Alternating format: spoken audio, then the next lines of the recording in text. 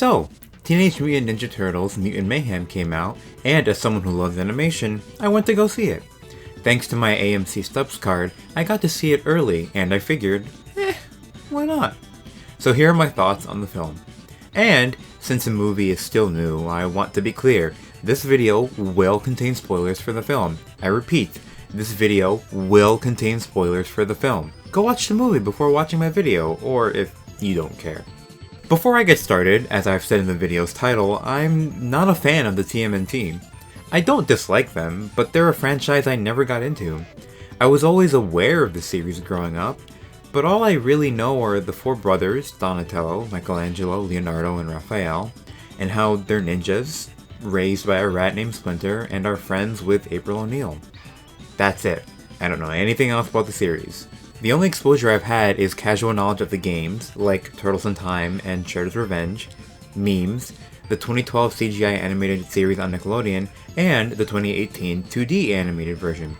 I haven't seen either, but I am interested in watching the latter, since I've seen some clips and the animation looks clean. I mentioned this because I went into the film with a clean slate, without any expectations, or any knowledge of the source material, which I think can be for the best. Now that that's out of the way, let's get started. Let's start with the most notable thing, the visuals. The visuals for the film are different. To be honest, I still wanted to see this film when I first saw the trailer, but even now, the animation style is kind of gross? Hear me out though. That's not a bad thing. In fact, it's a strength. The film has this grainy, grimy, almost clay look to it.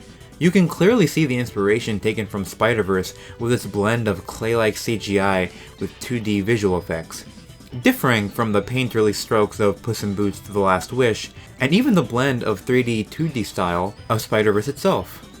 Everywhere throughout the film, from the light's reflection and glare in the night, to smoke, to textures on the turtles or vehicles, even the moon, you see this 2D pencil-like scrawl. Before my showing, there was this 7-minute behind-the-scenes video led by Seth Rogen talking about the film. At one point, he mentions how the visuals are meant to be reminiscent of the doodles everyone did in their school notebook. I can totally see that. They pulled it off really well. The character designs are all great. The Turtles, Superfly and his group, Splinter, and April. They all have these detailed and distinct designs, with varying shapes, colors, and textures used.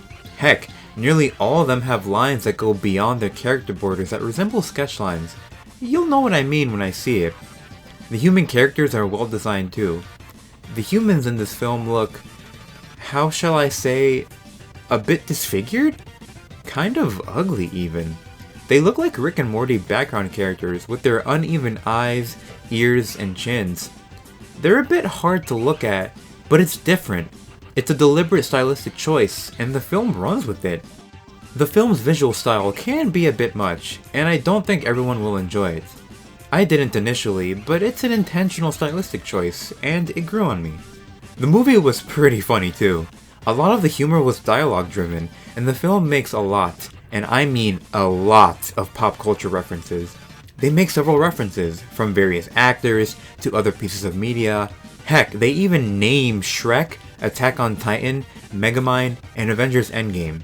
Normally I'd be against this overabundance of references to the real world, but it works for this film. It makes sense that a bunch of teenagers whose only reference to the real world above them is pop cultures, like movies and such. Plus they live in New York City, so of course they would constantly reference media. There was a running joke of the turtles getting milk despite not having nipples that didn't get old for some reason. There was even a really funny part when April was writing down a lot of questions she wanted to ask the turtles after first meeting them, and one I managed to catch a glimpse of was, "Are you the source of COVID?" I thought it was hilarious in an unfortunate dark type of way. Speaking of the teenagers, I think they're awesome. There was a divide I saw online on whether the use of actual teenagers to voice the turtles was effective. They each have a higher pitch, prepubescent-like voice. After I first saw it in the trailer, it was kind of grating, but it's very effective. It makes them feel like actual teenagers, and they do behave like actual teenagers. They all have teenage mannerisms, vernacular, and behaviors. They're dorks. They use TikTok, they use their phones, they tease and gas each other up. Michelangelo twerks at one point.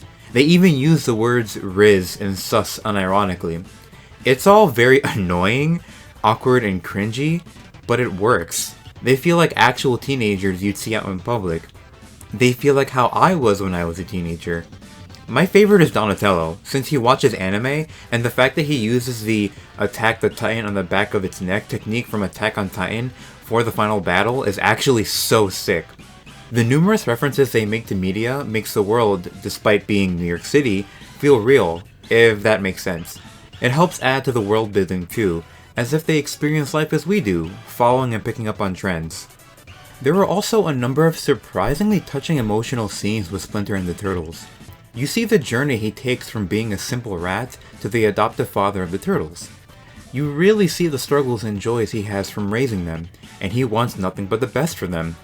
Like when he first started raising the boys, and they were hungry, and he got them pizza. He sat there and watched them eat.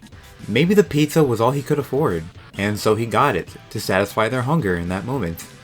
Another scene that hit me was when he made a little party for the boys, full of pizza, disco lights, and life-size cutouts of real-world actors.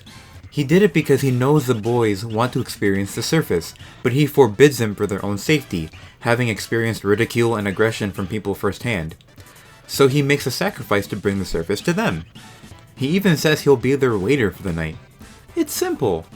He wants the best for them. The boys unfortunately reject it because they're going out to stop Superfly's plan, and Splinter is left alone, leaving the effort put into the party all for nothing.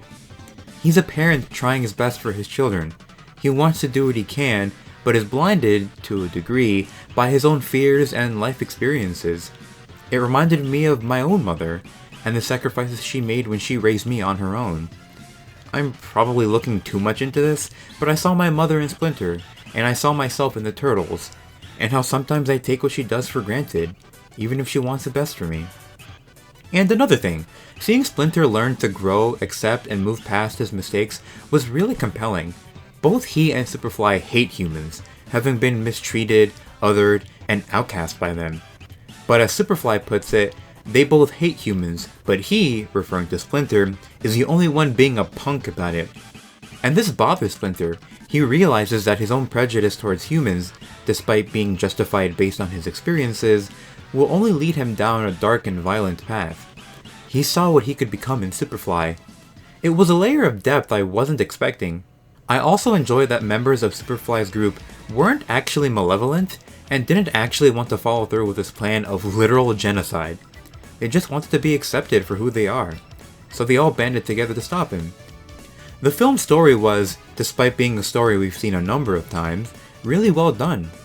It's a typical coming-of-age story. A group of teenagers want to go beyond their borders and experience the world around them, but are held back by a parent that is well-intentioned if not a little misguided. They want to be accepted for who they are, and at some point they lie to their parent and go behind said parent's back. But it's well executed, and we get to see each of the turtles have an arc. The voice cast was very strong and stacked too. You had John Cena, Jackie Chan, Seth Rogen, Ice Cube, Paul Rudd, Maya Rudolph, and so much more. I had no idea going in and was genuinely surprised. The teens who voiced the Turtles did an awesome job as well, with their energy bouncing off of each other strongly. And again, the Turtles' portrayals in this film is done really well, helped by the fact that they're voiced by actual teenagers, so it's good.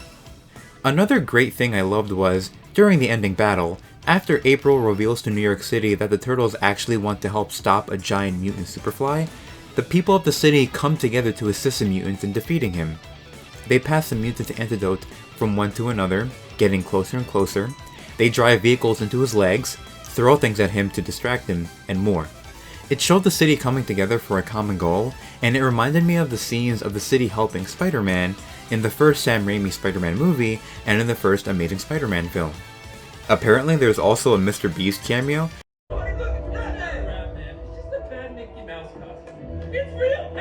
which I didn't notice and I only saw afterwards on YouTube, and it's pretty cool.